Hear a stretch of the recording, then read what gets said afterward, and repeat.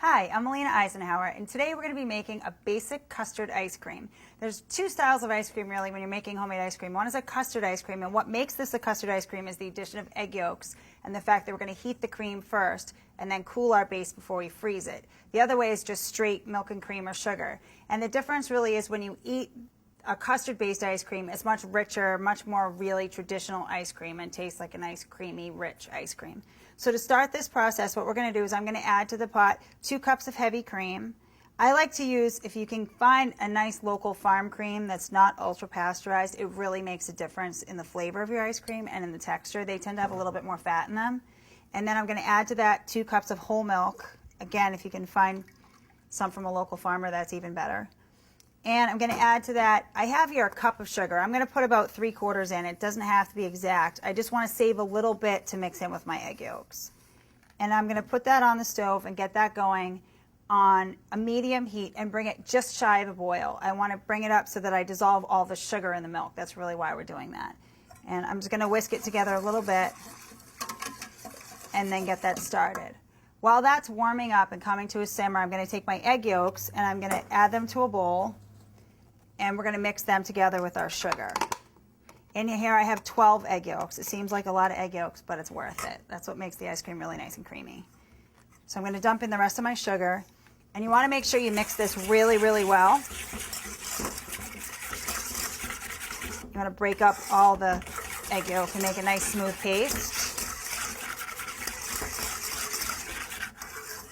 And that's about it.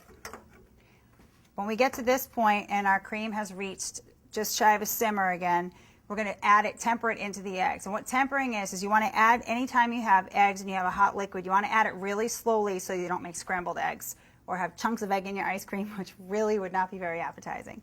So we're going to slowly take this and temper it into the egg. This is the point where if you were going to add flavoring to it, or infuse your cream with something, this would happen here. So today, because I'm making a malted milk ice cream, I'm going to add my malted milk powder right into my milk and cream mixture. And I'm going to mix that together really well before I temper the eggs in.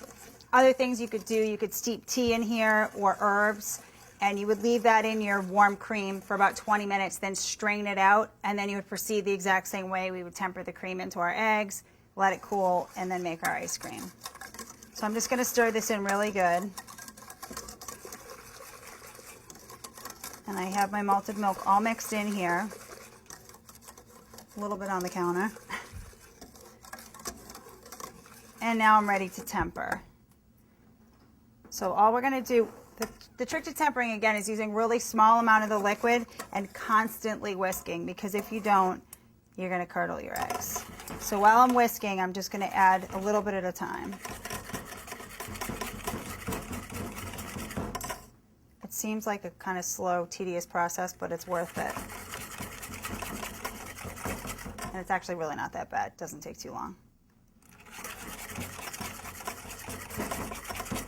What you want to do as you go is you're going to check the bowl every once in a while. When you feel like you can feel that the eggs have warmed up and have come a little bit up to temperature, then you can go ahead and just dump it all in together without really worrying about the fact that you're going to end up scrambling your eggs. So all of this is going to go right back into my pot. I don't want to leave any out. And then I'm going to bring it back up again on a medium heat, whisking constantly. You don't want to stop at all because it will burn to the bottom of the pot, and we want to avoid that.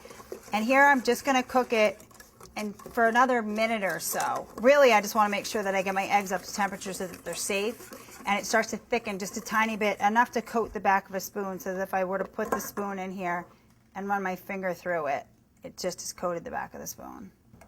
Now that the base is just slightly thickened, we're ready to take it off the heat, and I'm going to add to it a pinch of salt, and just a tiny bit, but it really makes a big difference. Salt brightens up flavors. It's especially important in sweet things and pastry. It just brings out everything else. It's a little bit flat tasting without the salt.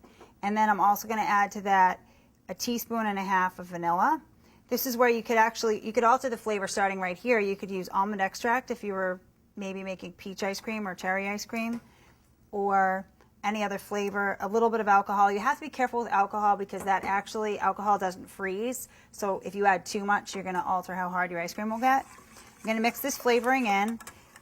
And then we're going to strain the ice cream base out into another bowl, and you're going to let it chill either overnight or on an ice bath until it's good and cold, and then spin it in your ice cream maker according to your machine's directions. When you're spinning the ice cream is the next chance you have to add flavor or change the type of ice cream you're making. If you're adding something like fruit or something chunky, something heavy, chocolate chips or nuts, anything like that, a caramel swirl, you want to add that about halfway through your ice cream process while it's processing. You want to look, and when you notice your ice cream is starting to get thick, almost the consistency of soft serve, that's when you add your mix-ins in. Because if you add them before that point, they're all going to sink to the bottom instead of being nicely incorporated into your ice cream base. So now our ice cream is finished, and all we have to do is put it into a bowl and enjoy it. You're going to notice as I scoop this, it's a little bit softer than maybe some ice cream that you've seen before, or if you tried making ice cream before and not done a custard base, the custard base ice cream is going to be a little bit of a smoother and slightly softer consistency. And that's it. I'm just going to scoop 2 nice big bowls full. You can garnish this however you want, turn it into a sundae, add some fruit, add some chocolate sauce. I'm adding a little Florentine to it. And there you have it, beautiful homemade custard ice cream.